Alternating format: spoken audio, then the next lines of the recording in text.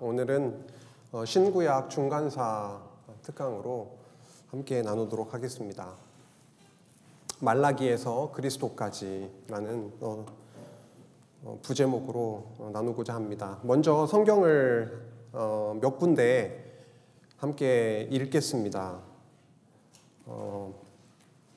말라기 1장 2절 8절 말씀, 그리고 갈라디아서 4장 4절 5절, 요한복음 3장 16절인데요. 화면을 보시면서 함께 읽으시면 좋겠습니다. 먼저 말라기 1장 2절 8절 말씀입니다. 시작. 여호와께서 이르시되 내가 너희를 사랑하였노라 하나 너희는 이르기를 주께서 어떻게 우리를 사랑하셨나이까 하는도다. 만군의 여호와가 이르노라 너희가 눈먼 희생 제물을 바치는 것이 어찌 악하지 아니하며 저는 것 병든 것을 드리는 것이 어찌 악하지 아니하냐. 이제 그것을 너희 총독에게 드려보라. 그가 너를 기뻐하겠으며 너를 받아주겠느냐. 말라기 1장 10절입니다. 만군의 여호와가 이르노라 너희가 내 제단 위에 헛되이 불사르지 못하게 하기 위하여 너희 중에 성전문을 닫을 자가 있었으면 좋겠도다. 내가 너희를 기뻐하지 아니하며 너희가 손으로 드리는 것도 받지도 아니하리라. 여기까지 일단 읽겠습니다. 저희는 말라기를 얼마 전에 함께 나눈 바 있습니다. 말라기서의 시작은 이렇게 시작하고 있죠. 하나님이 여호와께서 너희들을 얼마나 사랑하였는지를 아느냐라고 말씀하셨는데 이스라엘 백성들은 이렇게 반문합니다. 주께서 어떻게 우리를 사랑하셨습니까? 라고 하는 질문을 던지고 있습니다. 하나님의 사랑은 역사 속에서 너무도 풍성하게 드러났을 텐데 이스라엘 백성들은 전혀 그것을 인지하지 못하고 있습니다. 성전이 회복이 됐습니다. 제사가 회복이 되었습니다. 그런데 그들은 어떠한 제사를 드리고 있습니까? 여호와께 눈먼 희생제물을 바칩니다. 저는 것, 병든 것, 훔쳐다가 훔친 것들로 여호와 앞에 제사를 드리고 있는 그들의 죄악의 모습을 저희는 너무도 확실하고 명확하게 말라기 선지자가 선포한 말씀을 통해서 확인한 바가 있습니다. 여호와는 이렇게 또 말씀하시죠. 너희들이 드리는 제사를 이제는 어떻게 하겠다는 겁니까? 받지 않겠다. 너무도 충격적인 차가운 말씀을 여호와는 말씀을 하셨습니다. 너희가 손으로 드리는 것을 받지도 아니하리라. 이제 하나님께서 받으실 제사는 어떠한 제사일까라고 하는 질문을 저희가 하게 되죠. 갈라디아서 4장 4절에서 5절로 넘어가면요. 이스라엘 백성들이 우리를 어떻게 사랑하셨습니까? 라는 질문에 대해서 하나님은 열심히 준비를 하십니다. 네 글자가 감춰져 있는데요. 혹시 기억나실까요? 한번 찾아보실까요? 갈라디아서 4장 4절에서 5절 말씀을 한번 찾아보십시오. 네 글자가 어떤 글자입니까? 갈라디아서 4장 4절입니다. 그렇죠. 때가 참에 하나님이 그 아들을 보내사 여자에게서 나게 하시고 율법 아래에 나게 하신 것은 이라고 합니다. 때가 참에라고 하는 단어가 보입니다.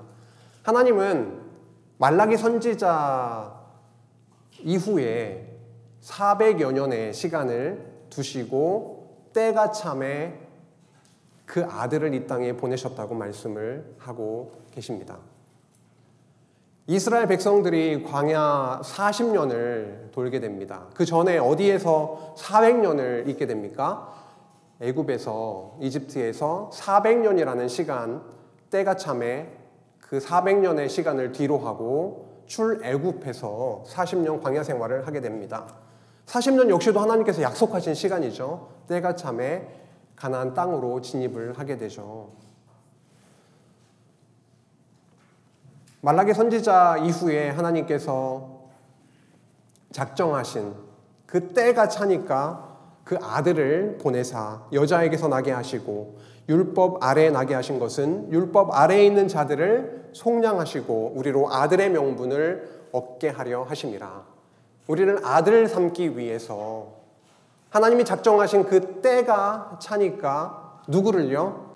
아들 그리스도를 이 땅에 보내셨다라고 말씀하고 계십니다.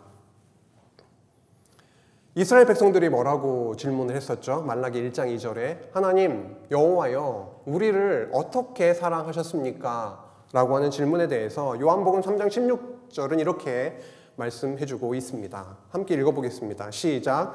하나님이 세상을 이처럼 사랑하사 독생자를 주셨으니 이는 그를 믿는 자마다 멸망하지 않고 영생을 얻게 하려 하심이라. 아멘.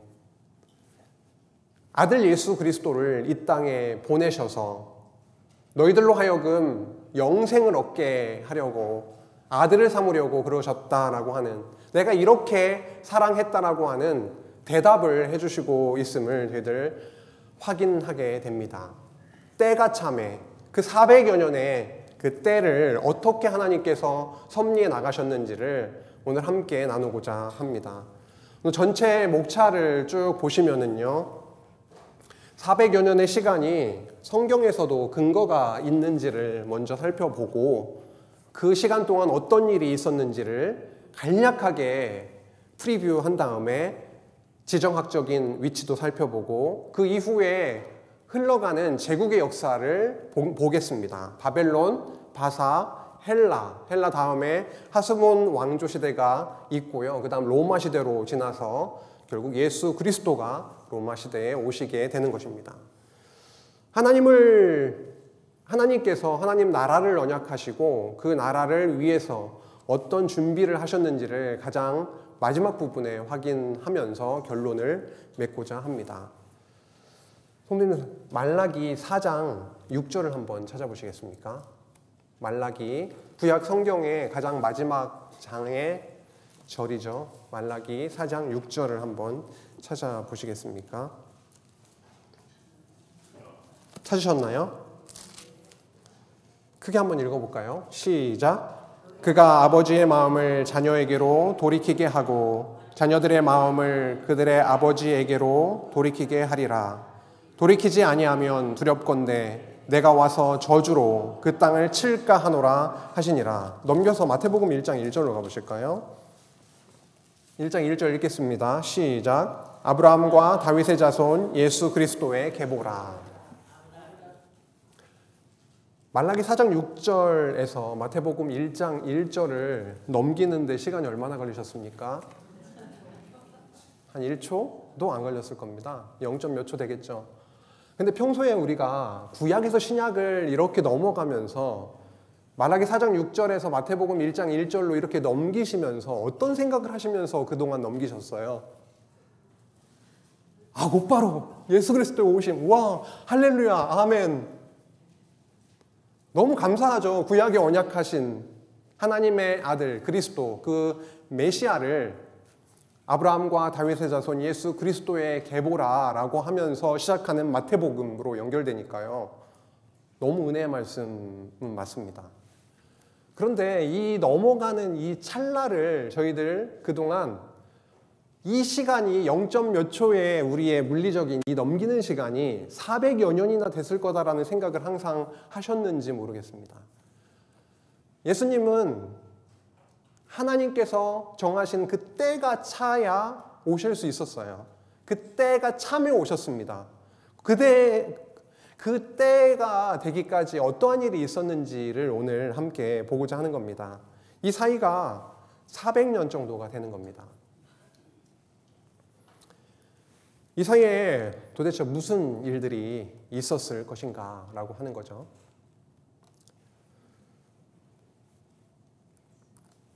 말라기 선지자를 끝으로 해서 선지자 예언이 끝났습니다. 부재했습니다. 말라기 선지자 이후에 또 다른 선지자가 나타나서 하나님의 말씀이다라고 선포를 했으면 그 선지자는 어떤 선지자죠? 거짓 선지자입니다. 말라기 선지자를 끝으로 선지자 예언이 부재했던 시기가 있었고요. 그래서 400여 년의 시간은 보통은 암흑기다 혹은 침묵기다라고 말을 합니다. 실제로 그렇게 보입니다. 선지자 예언이 없었기 때문에, 하나님의 말씀이 이 땅에 내려지는 그 일이 없었기 때문에, 정지되었기 때문에 암흑기요, 침묵기라고 얘기들을 합니다. 그런데 이것은 약간은 부정적인, 네거티브한 그런 뉘앙스를 가지고 있습니다. 하지만 전혀 그렇지 않습니다. 선지자들의 예언이 차곡차곡 성취되었던 시기가 바로 이 400여 년의 시간이었기 때문입니다. 초긍정의 시간입니다. 어둡고 암울하고 소망이 없는, 겉으로 보기에는 그 말도 맞습니다. 하지만 궁극적으로 저희들이 보았을 때 이 역사를 부정적인 차원에서가 아니라 현상은 굉장히 어둡고 암울하고 슬픈 역사이기도 한데, 그럼에도 불구하고 하나님이 함께 하시면서 언약하셨던 것, 예언하셨던 내용을 이루셨던 시기이기 때문에 그 예언의 성취는 바로 그리스도의 오심과 연결되기 때문에 초긍정의 역사일 겁니다. 이 시간 동안 여호와께서는 정말 쉬지 않고 부단히 주무시지도, 눈을 감지도 아니하시는 그 하나님께서 언약하신 하나님 나라를 준비하셨던 시간이었습니다. 말라기 이후부터 그리스도까지 연결되는 그 400여 년의 이 사이, 구약과 신약 사이에 있는 그 역사를 저희는 신구약 중간사, 신구약 중간기라고도 하는데, 그래서 신구약 중간사라고 이렇게 부르도록 하겠습니다. 그래서 암흑기다, 침묵기다 이가 아니라 신구약 중간기, 중간사로 이렇게 부르면서 시작을 하겠습니다. 이 공부는 왜 저희들에게 필요할까? 구약과 신약을 연결해주는 다리 역할을 하고 있습니다. 한 장 넘기는 것은 정말 쉽지만, 짧은 시간이지만 이 사이에 그리스도를 보내시기 위해서 어떠한 준비를 하셨는지를 저희들에게 자세하게 알려주시기 때문에 그 연결해주는 역할을 하고 있죠. 저희가 사복음서나 신약 성경을 읽을 때에 조금 낯선 단어들이 보이기도 합니다. 물론 너무 익숙해져서 저희들에게 어떤 단어가요? 바리새인, 사두개인 이런 단어들이 너무 익숙해졌기 때문에 뭐가 익숙해, 다 아는 건데 라고 생각하실 수는 있겠어요. 하지만 구약에 나오지 않는 단어다라고 하는 거죠. 구약의 사두개인, 바리새인, 수전절, 요한복음에 나오고 있는 10장 22절인가요? 수전절이라고 하던가 헤롯, 빌라도 총독이나 분봉왕이나 이런 단어들이 나오지 않기 때문입니다. 구약에. 바로 이 400여 년의 역사 속에서 등장하는 그런 사람들이고 그런 역사이기 때문에 저희가 공부할 필요가 있습니다. 그리고 오늘 집중하고자 하는 것은 뭐냐면, 이 400여 년의 역사 성취는 다니엘 선지자가 예언했던 그 내용이 그대로 세계사에서, 일반 역사 안에서 성취되었다라고 하는 것입니다. 이것을 통해서 우리는 하나님의 살아계심을, 그분의 어떠하심을 저희가 확실하게 확인하는 시간이 될 것입니다. 메시아 도래를 위해서 하나님께서 얼마나 치밀하게 준비하셨는지에 대한 역사를 확인해 나가도록 하겠습니다. 결과는 하나님의 살아계심을 저희들 확인하게 되고, 하나님이 이러한 분이시구나, 선지자들에게 이러한 예언을, 이러한 약속을 해주셨는데, 언약을 해주셨는데 그대로 이루신 살아계신 하나님이시구나 라고 하는 것을 저들 최종 우리 입술을 통해서 찬양하게 될 것입니다. 다음으로요, 성경 근거입니다. 이 400년을 아무리 잘 살펴도 이것이 성경에 근거된, 성경에서 말하고 있는 것이 성취된 역사구나 라고 저희들이 읽는 것과 단순히 세계사적으로 헬라시대, 로마시대 이런 식으로 읽어나가는 것과는 하늘과 땅 차이입니다. 다니엘서 2장에 보면은요, 느부갓네살이 꿈을 꾸게 됩니다. 금신상에 대한 꿈을 꾸게 되죠. 머리, 가슴, 넓적다리, 종아리, 발로 이렇게 내려가면서 금, 은, 동, 철, 그 철과 진흙이 섞여 있는 발의 부분을 보여주고 있는 것입니다. 이런 부분들은 좀 익숙하시기 때문에 부담이 안 되시죠, 아직까지는? 네, 아직까지는 부담이 안 되시는데 앞으로 부담이 좀 되실 수도 있어요. 이것을 들으시면서 다 기억하려고 하시지 마시고, 하나님이 이러한 것을 언약하시더니만 역사 안에서 이루셨구나, 요 정도만 마음에 담는다 생각하시고 들으시는 게 아마 건강에 도움이 되실 겁니다. 그래서 바벨론으로부터 바벨론, 바사, 헬라, 로마 그 열국의 역사로 이어지는 그 흐름을, 제국의 역사의 흐름을 느부갓네살에게 보여주시고 그대로 이루어 나가시는 거죠. 다니엘 2장 44절에서 45절에 보면은요, 이런 말씀이 있죠. 이 여러 왕들의 시대에 하늘의 하나님이 한 나라를 세우시리니 라고 합니다. 한 나라를 세우시리니 이것은 영원히 망하지도 아니할 것이요, 영원히 망하지 않는 한 나라를 세우시겠다라고 선포합니다. 이 국권이 다른 백성에게로 돌아가지도 아니할 것이요, 도리어 이 모든 나라를 쳐서 멸망시키고 영원히 설 것이라. 손대지 아니한 돌이 산에서 나와서, 개역 한글에서는 뜨인 돌이라고 되어 있었죠. 손대지 아니한 돌이 산에서 나와서 새와 녹과 진흙과 은과 금을 부서뜨린 것을 왕께서 보신 것은 크신 하나님이 장래의 일을 왕께 알게 하신 것이라. 이 꿈은 참되고 이 해석은 확실하니이다. 이렇게 다니엘이 꿈을 해석해 주면서 느부갓네살 왕에게 했던 이야기입니다. 어떤 나라요? 방금 살펴봤던, 그렇죠? 한 나라, 영원히 멸망하지 않는 나라. 하지만 이 세상 나라, 이 제국들은, 금은 동철로 되어 있는 이 제국은 흥망성쇠를 거듭하면서 망하는 나라. 여호와 하나님은 이 세상 나라는 멸해버리시겠다라고 하는 것입니다. 하지만 한 나라를 세울 겁니다. 뜨인 돌, 그렇죠? 그 돌을 통해서 쳐버리시고 결국은 영원한 나라, 그 한 나라, 예수 그리스도께서 십자가로 세우시는 그 나라를 세우겠다, 세워주겠다라고 하는 언약을 한 것이죠. 그것이 다니엘서 7장으로 넘어가면 내 짐승 환상으로 이어지고 있습니다. 벨사살이라고 하는 왕이 또 등장을 하고 있죠. 벨사살이 왕으로 등극한 그 원년에 내 짐승에 대한 환상을 보여주면서 같은 내용을 반복하고 있는 것입니다. 바벨론, 바사, 헬라, 로마로 이어지는 그 제국이 이렇게 이어지게 될 것이다. 사자와 같은, 곰과 같은, 표범과 같은, 열불 짐승과 같은 그런 짐승들을 차례대로 보여주면서 이렇게 제국의 역사가 흘러갈 것이다 라고 보여주신 거죠. 8장으로 넘어가면은요, 아직까지 괜찮으시죠? 네. 숫양과 숫염소 환상이 나오고 있습니다.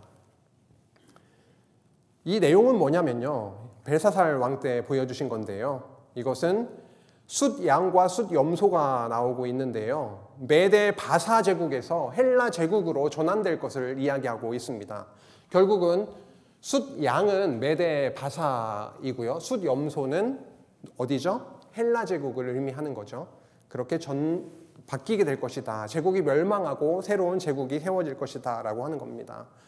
결국 알렉산더, 여기서 숫염소, 헬라로 대변되는 알렉산더의 출현을 다니엘서에서는 알렉산더라고 하는 구체적인 이름은 거론하고 있지 않지만 새로운 나라가 세워지고 새로운 인물을 등장시키셔서 그 나라가 4개로 후에 쪼개질 것이다 라고 하는 것까지도 다니엘서 8장에서 말씀하고 있습니다. 오늘 헬라 제국, 로마 제국 이렇게 넘어가면서 이러한 내용들을 다 확인하게 될 것이니까요.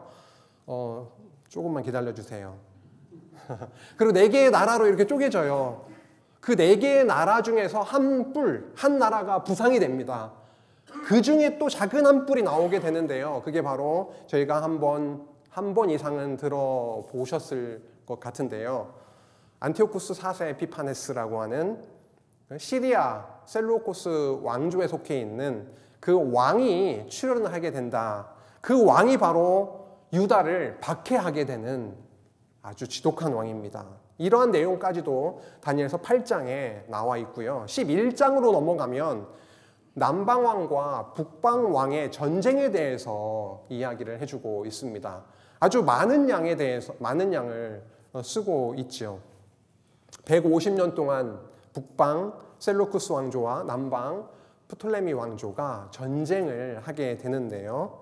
그래서 11장에 이렇게 알렉산더 사후에 나라가 4개로 쪼개지고, 그리고 쪼개진 나라 중에서 굉장히 강성한 그 두 나라가 부각이 되는데요. 두 왕조가 남왕조, 프톨레미 왕조와 북왕조, 북쪽에 있는 셀루코스 왕조가 등장을 하게 됩니다. 150년간의 전쟁을 하게 됩니다.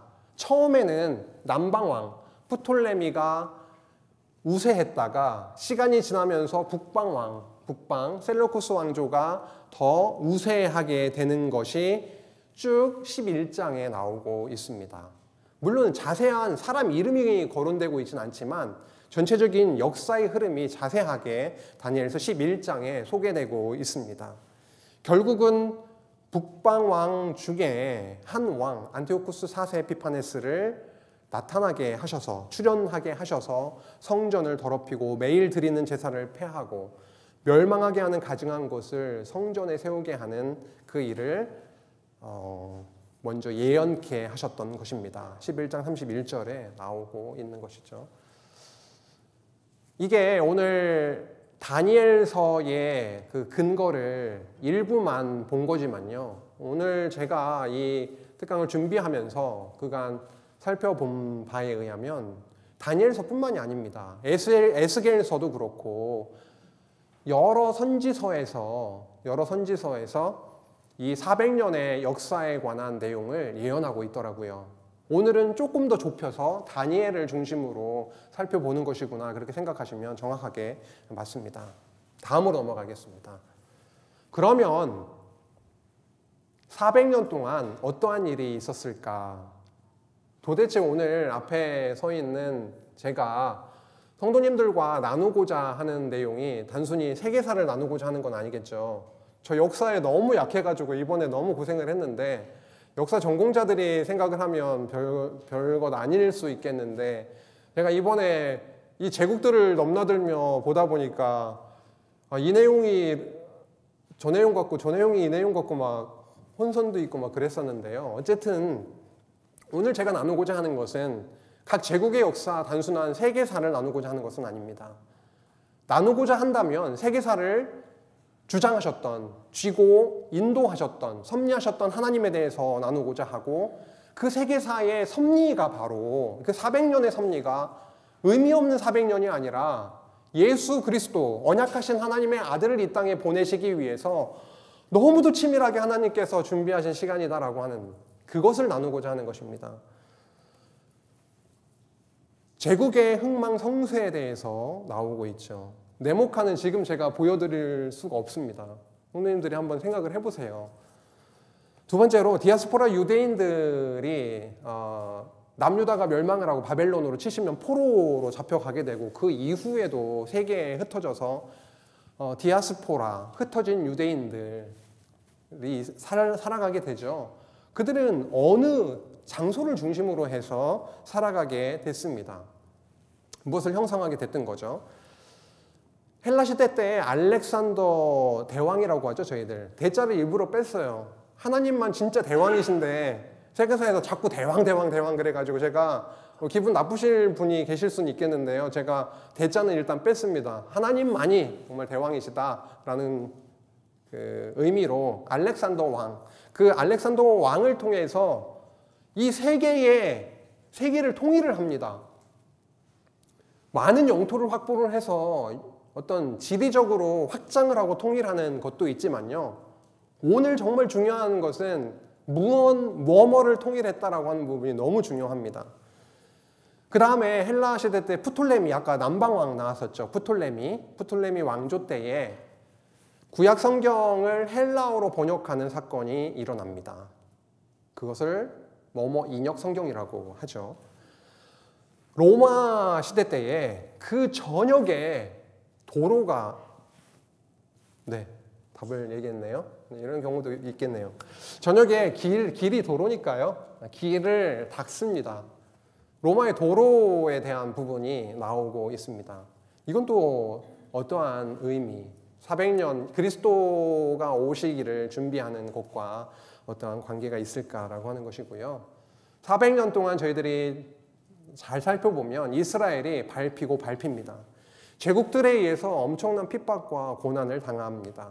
그리고 그들 죄악이 드러나는, 바닥까지 드러나는 그런 역사가 바로 400년 시간입니다. 물론 바라보는 관점에 따라서 400년 동안 그들의 고난 속에 얼마나 투쟁하고 얼마나 신앙을 지키기 위해서 몸부림쳤는지 이러한 부분들을 없이 하거나 폄하하고자 하는 것은 아닙니다.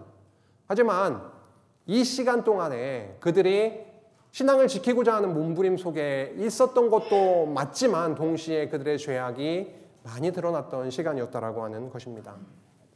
이러한 것을 한번 머리 안에 두시고 오늘 전체 흐름 속에서 이러한 내용들이 나오겠구나. 그리고 이 내용은 그리스도의 오심과 어떠한 관련이 있을까 한번 생각해 보시면 좋겠습니다. 이스라엘 유대가 밟히고 밟혔다라고 표현을 했습니다.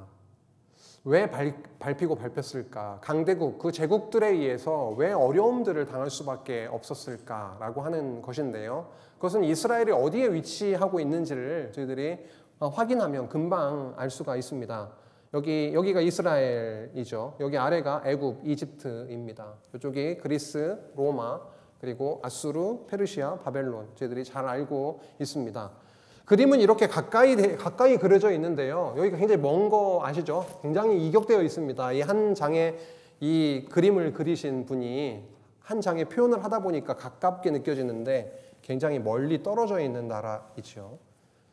이스라엘이 이 땅에 위치하면서 왜 밟혔느냐라고 하는 것은 흐름은 세계사적인 흐름은 이렇게 되죠. 아수르, 그 다음에 바벨론, 페르시아, 바사, 그 다음에 헬라, 로마 이렇게 흘러가고 있는 거죠. 그 사이에 그리스, 헬라 통치를 받다가 정치적인 독립을 이루기 때문에 5번으로 표현을 해준 걸로 보입니다. 그 다음에 로마로 넘어가죠. 여기에 위치해 있는데요. 바벨론도 그렇고 아수르도 그렇고 바벨론도 그렇고 바사도 그렇고 이집트를 굉장히 차지하고 싶었던 거죠. 이 안에는 너무도 풍성함이 있으니까요. 먹을거리가 너무도 풍성한 나라지 않습니까?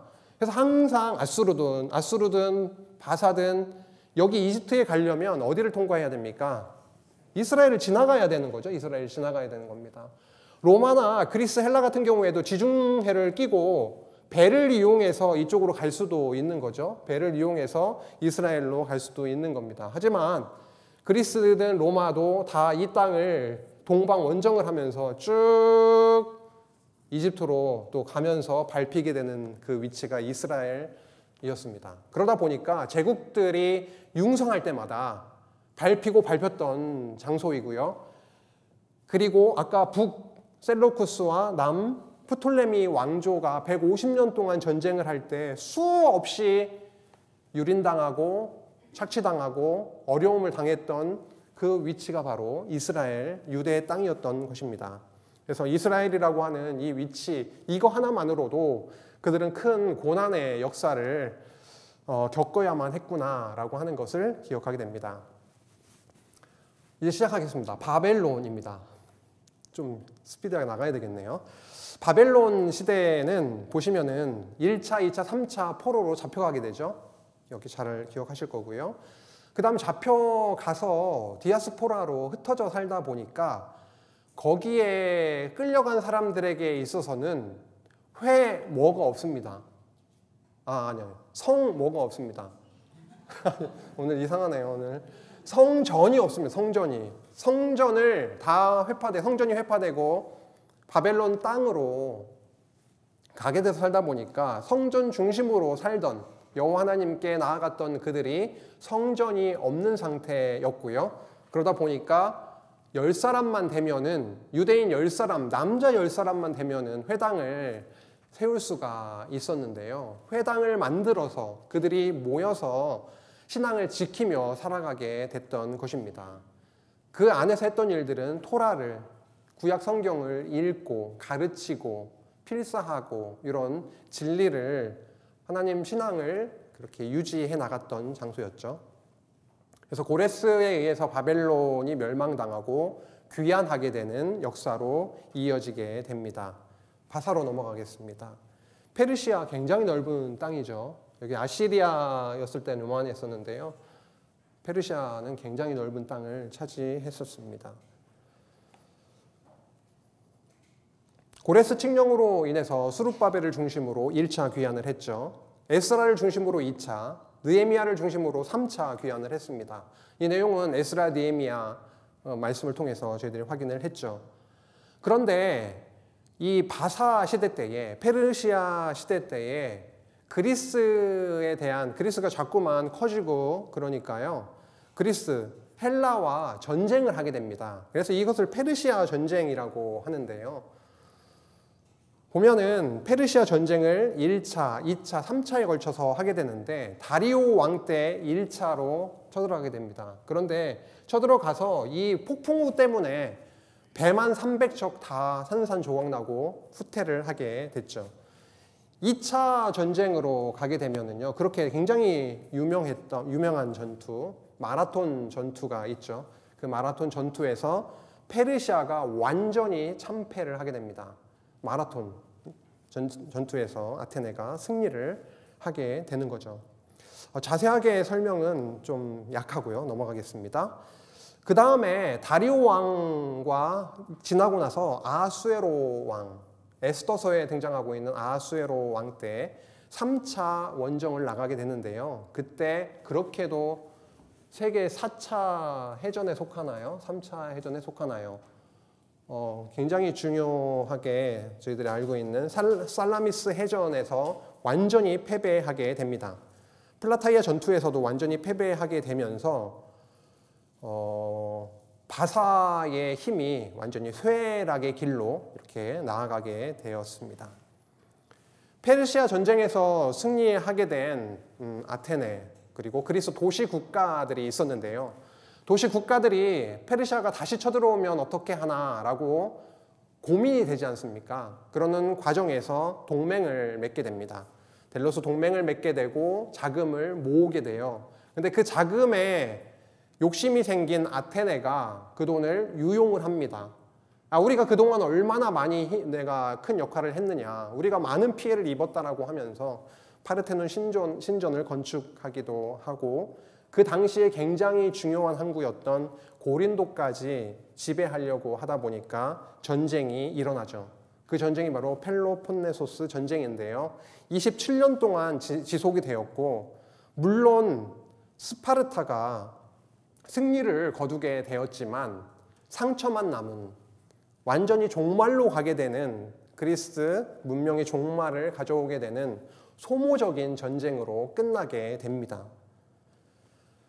그리스는 스파르타에서 테베로 권력이 이제 이동하게 됩니다. 그리스가 쇠락을 하게 된 거죠. 펠로폰네소스 전쟁을 끝으로 쇠락을 하게 되고, 그 도시국가 중에 테베라는 도시국가가 있었는데 테베로 권력이 이동하게 되고, 그 이후에 마게도니아에서 필리포스 2세 그리고 그의 아들인 알렉산더가 등장을 하게 되면서 무릎을 꿇게 됩니다. 알렉산더는요, 13살 때 아리스토텔레스의 교육을 받게 됐습니다. 그 당대의 완전 석학이라고 할 수가 있겠죠.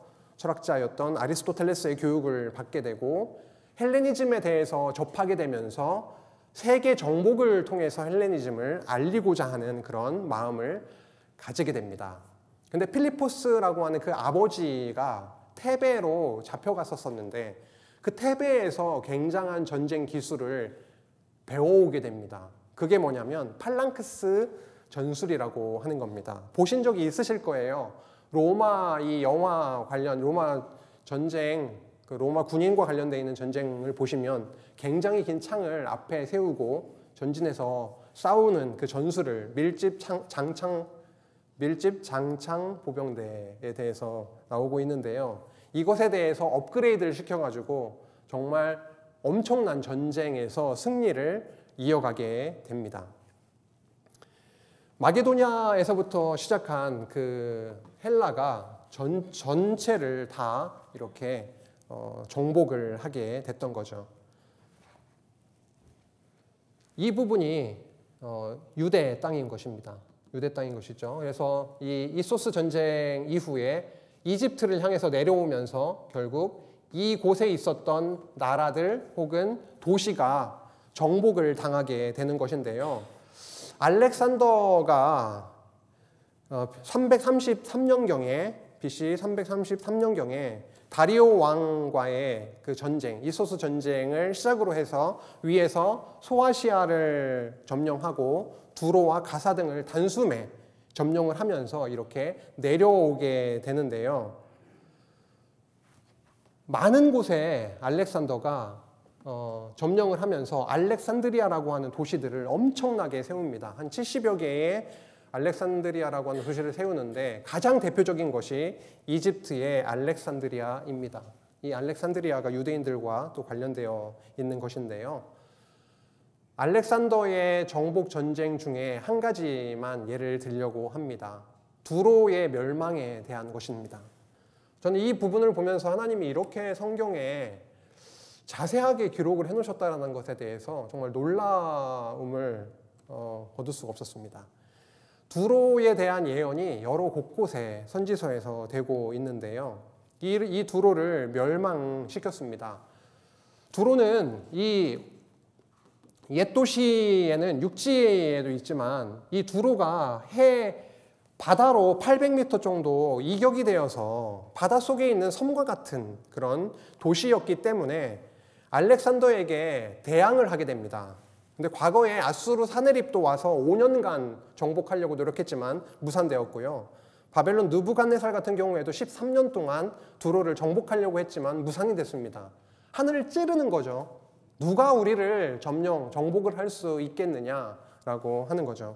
이 포위를 견뎌냈기 때문에 알렉산더 앞에서도 기고만장했는데요. 알렉산더는 이 두로 때문에 바로 치고 그냥 밀고 내려갈 수 있었는데요. 이 두로 때문에 6개월을 여기에서 시간을 소모를 하게 됩니다. 또 어떻게 정복을 하게 됐냐면 육지에 있는 그 도시를 완전히 회파하고 그 도시의 잔해물들을 바다에 던져서 바다에 가라앉혀서 길을 만들어서 정복을 하게 됩니다. 6개월을 걸려서 이렇게 됐던 것이죠. 그래서 많은 사람들을 죽이고 노예로 팔아버리는 결과로 두로가 완전히 정복당하는, 멸망당하는 일이 있었던 것입니다. 하늘을 찌르는 듯한 그런 교만 속에 있었던 두로가 예언대로 멸망을 당하게 됐던 거죠. 아모스서, 이사야서, 에스겔서에 두로가 얼마나 교만했었는지, 하나님 앞에서 하나님 앞에서 내가 신이다라고 할 정도로 교만했던 그들이었지만 예언대로 멸망을 당하게 됩니다. 에스겔서 28장을 한번 보겠습니다. 교만에 대해서 언급을 하고 계시죠. 내 마음이 교만하여 말하기를 나는 신이라 이렇게 얘기했던, 당당하게 이렇게 얘기했던 자들이 바로 두로였는데요. 내가 하나님의 자리 곧 바다 가운데에 앉아 있다. 바다 가운데에 있었던 섬과 같은 그런 자였는데 그들은 지혜에 대한 부분, 지혜가 총명으로 재물을 얻었으며 금과 은을 곳간에 저축하였으며 4절을 넘어서 5절 보시면은요. 내 큰 지혜와 내 무역으로 재물을 더하고 그 재물로 말미암아 내 마음이 교만하였도다라고 합니다. 얼마나 교만하였던 그들이었습니까? 그런데 어떻게 되냐면요. 7절 그런즉 내가 이방인 곧 여러 나라의 강포한 자를 거느리고 와서 너를 치리니 결국 이렇게 됩니다. 바다 가운데에서 죽게 할지라. 알렉산더를 통해서 바다 가운데에서 멸망당하게 됐던 두로, 그 두로는 에스겔서 26장 5절에는 이렇게 표현도 되어 있습니다. 바다 가운데에 금을 치는 곳이 되게 하리라.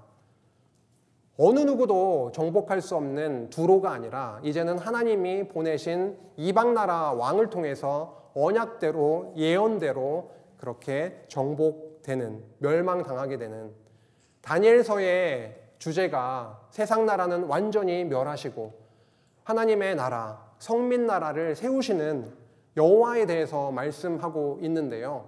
그것과 같은 맥락입니다. 이 세상 나라들 나는 신이다라고 할 정도로 자고하고 교만했던 그들이라 할지라도 실제로 힘이 있었던 자들이라 할지라도 여호와께서 한번 힘을 가하시면 완전히 정복당할 수밖에 없는 이 세상 나라, 그 무력한 세상 나라를 보여주고 있습니다. 이렇게 예언대로 두로는 멸망당했고요. 지금 현재 위성 사진을 보시면 옛날에는 이렇게 바다가 분명히 800m 정도 떨어져 있던 두로가 지금은 위성 사진에서 보면 이렇게 다 땅으로 되어 있음을 확인하게 됩니다. 예, 헬라 시대 때의 노른자가 나왔습니다. 사실 아까 그 앞에 나왔었던 무엇을 통일했느냐라고 하는 부분인데요. 앞부분의 역사는 뭐 기억을 안 하셔도 되겠습니다. 이렇게 흘러와가지고 결국 많은 땅을 정복을 했고 헬레니즘을 전파했는데 그 과정에서 이루어지는 것은 무엇이었냐면 언어의 통일이었다라고 하는 겁니다. 헬레니즘이 만방에 퍼지면서 그 언어 기반이 된 헬라어가 그들에게 전파가 됐던 것이죠. 헬라어도 종류가 몇 가지가 있더라고요. 굉장히 좀 고급 헬라어가 있고요. 에틱 헬라어라고 해서 고급 헬라어가 있고 헬레니스틱 헬라어라고 해서 예수님 당대에도 고급 헬라어가 있었고요. 그 다음에 코인의 헬라어라고 해서 예수님 당시에 일반적인 많은 대중들이 썼던 시장 통해서도 이야기가 되었던 쉬운 헬라어가 바로 코인의 헬라어입니다. 이 코인의 헬라어가 헬레니즘이 전파되는 곳에는 이 코인의 헬라어가 전파가 됐던 것이죠. 땅을 통일하는 것을 넘어서서 이제는 언어의 통일로 이어지게 됐다라고 하는 것입니다. 이게 왜 중요할까요? 코인의 헬라어가 만방에 퍼져서 원래는 말이 안 통했었거든요. 그런데 코인의 헬라어만 알면 나라가 달라도 멀리 떨어져 있어도 서로 소통이 됐던 그 결과로 인해서 훗날에 구약 성경이 코인의 헬라어로 번역이 되는 놀라운 일이 일어나게 됩니다. 이것 자체도 굉장히 놀라운 일인데요. 나중에 사도 바울이 복음을 전파할 때 헬라어를 사용해서 그렇게 복음이 전파되게 하셨다라고 하는 거죠. 이러한 준비를 차곡차곡 해 가셨다라고 하는 겁니다. 알렉산더가 죽게 됩니다. 그 다음에 나라가 4개로 쪼개지게 되죠. 정복을 엄청나게 해나가는데요. 인도까지 점령을 하고 계속 가려고 하다가 그 군인들이 울기 시작을 하는 겁니다. 향수병에 걸려서 도저히 전진할 수 없는 그런 상태까지 가게 돼서 회군을 결정을 하고 돌아오는 길에 알렉산더가 열병에 걸려서 33살의 나이로 죽게 됩니다. 죽은 이후에 4명의 장군들에게 의해서 그 나라가 쪼개지게 됩니다. 리시마커스, 카산더, 셀레우코스, 프톨레미. 저희는 이 이후의 역사에서 셀레우코스, 시리아를 중심으로 이집트를 중심으로 프톨레미 그 왕조에 대해서 집중을 하게 되긴 할 텐데요. 다니엘 11장 4절에 말씀했던 대로 이 말씀이 그대로 성취가 됩니다. 지역적으로 보면은요, 카산더가 이쪽에 있죠. 네, 카산더, 리시마커스, 아까 남방 왕이었던 프톨레미, 북방 왕이었던 셀루코스에서 이렇게 나누어지게 되는데 이게 11장 4절에 예언이 됐다라는 겁니다. 그러나 그가 강성할 때에 그의 나라가 갈라져 천하 사방에 나누일 것이나 내 나라로 그렇게 갈라질 것이나 그의 자손에게로 돌아가지 또 아니할 것이요 또 자기가 주장하던 권세대로도 되지 아니하리니 이는 그 나라가 뽑혀서 그 외에 다른 사람들에게로 돌아갈 것임이라 라고 예언해 주셨는데 그대로 4개의 나라로 헬라 제국이 분열됨을 확인하게 됩니다. 분열된 이후에요. 두 북방왕, 남방왕이 있었는데 그 남방왕이었던 프톨레미 그 왕조에 의해서 120년간 통치하에 있게 됩니다. 여기 어떤 지역이 있었냐면 아까도 언급이 됐었는데요. 알렉산드리아라고 하는 굉장히 중요한 도시가 이집트에 딱 자리 잡고 있었습니다. 거기에 유대인들이 많이 포로로 잡혀가서 정착을 하게 되었었죠. 그러한 내용이 바로 그 프톨레미 왕조에 대해서 다니엘서 11장 5절에서 19절 사이에 그 두 왕조의 전쟁에 대해서 자세하게 예언이 되어 있고 프톨레미 왕조 치하에 있었던 그 유대인들은 생각보다는 그 신앙을 지킬 수 있었던 그런 조건이 됐습니다.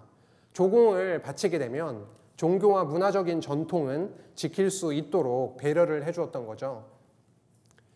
알렉산드리아에 5개구가 있었다라고 합니다. 뭐 강남구, 강북구, 종로구, 송파구 이런 식으로 하여간 5개구가 있었는데 그 5개의 구 중에 2개의 구가 유대인 구였습니다. 그 정도로 굉장히 많은 유대인들이 알렉산드리아에 살고 있었던 건데요.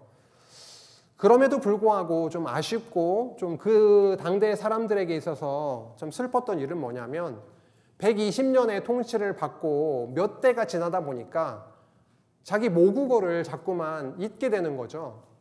유대인들에게 있어서 토라, 그 구약 성경이야말로 계속해서 읽을 수 있어야 되는 말씀이어야 했을 텐데 시간이 많이 지나면서 어떻게 됐습니까? 히브리어를 읽게 되니까 구약 성경을 제대로 읽을 수 없는 처지까지 간 겁니다. 심각한 상황인 거죠. 진리가 전달되는 그 통로가 막혀버리게 되는 상황까지 가게 된 겁니다. 그래서 다음 세대를 위해서 말씀 전수가 필요했던 그 시기였다라고 하는 거죠. 아까 그 알렉산드리아에서 뭐가 통일됐다고 했었죠? 예, 언어가 통일됐습니다. 헬라어, 코인의 헬라어로 통일이 됐습니다. 근데 이러한 상황 속에 있었던 유대인들에게 하나님이 준비하신 선물이 있었는데요. 그게 바로 70인역 성경이었습니다. 구약 성경을 헬라어로 번역을 한 거죠. 헬라어를 번역을 했는데 에틱 헬라어, 고급 헬라어로 번역을 해버리면 좀 이렇게 좀 일반 사람들이 읽기 힘들잖아요.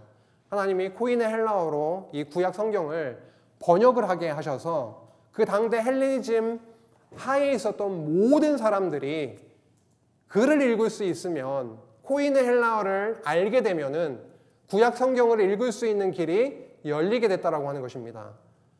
이제는 유대인들도 이미 헬라어를 잘 알고 있었던 거니까요. 구약 성경을 읽게 됐다라고 하는 거죠. LXX라고 하는데요. 70인역을. 2X라지 뭐 이런 옷 사이즈가 아니고 LXX. 이게 라틴어에서 L이라고 하는 게 50. 그렇죠? X가 10. 그래서 LXX 70. 그래서 70인역 이렇게 되고 있고요. 셉투아진트라고도 합니다. 70이라는 뜻을 가지고 있는 셉투아진트라고 불리기도 합니다. 70인역이 번역이 돼서 왜 번역이 되었느냐 이 부분만 좀 나누고 오늘 첫 시간 맞추려고 하는데요. 알렉산드리아에 그 당대에 최대의 도서관이 있었습니다. 거기에 도서관장으로 있었던 데메트리우스라고 하는 자가 프톨레미 왕에게 2세에게 제안을 했던 거죠. 유대인들이 이렇게 많이 살고 있습니다. 그리고 우리에게는 세계 최대의 도서관이 있습니다. 이 도서관 안에 많은 장소들을 확보를 하고 싶은데 물론 유대인들을 위한 일이기도 했었겠지만 그러한 욕심에 유대인들이 읽고 있는 그 토라, 구약 성경을 좀 번역을 해서 저희도 소장을 하면 좋지 않을까요? 라고 하니까요. 허락을 했던 거죠. 그래서 구약 성경을 코인의 헬라어로 번역을 하게 되었고 이스라엘 12지파 중에 6명씩을 불러서 72명이 번역을 하기 시작을 해서 BC 250년경에 모세 5경을 먼저 번역을 합니다. 그리고 그 이후에 100여 년의 시간 동안 나머지 구약 성경을 번역을 하게 되는 거죠. 70인역 성경 번역에 아주 중요한 의미들이 있었던 겁니다. 히브리어를 읽지 못했던 유대인들이 읽을 수 있게 됐고 이 부분이 중요한 거죠. 헬라인도 이방인도 성경을 읽을 수 있는 기회가 주어지게 됐던 겁니다. 하나님은 그 복음을 이스라엘 백성들에게만 국한해서 그들에게만 읽을 수 있는 그러한 역사를 이끄셨던 것이 아니라 이제는 어느 사람들도 하나님 말씀을 읽을 수 있게 해요.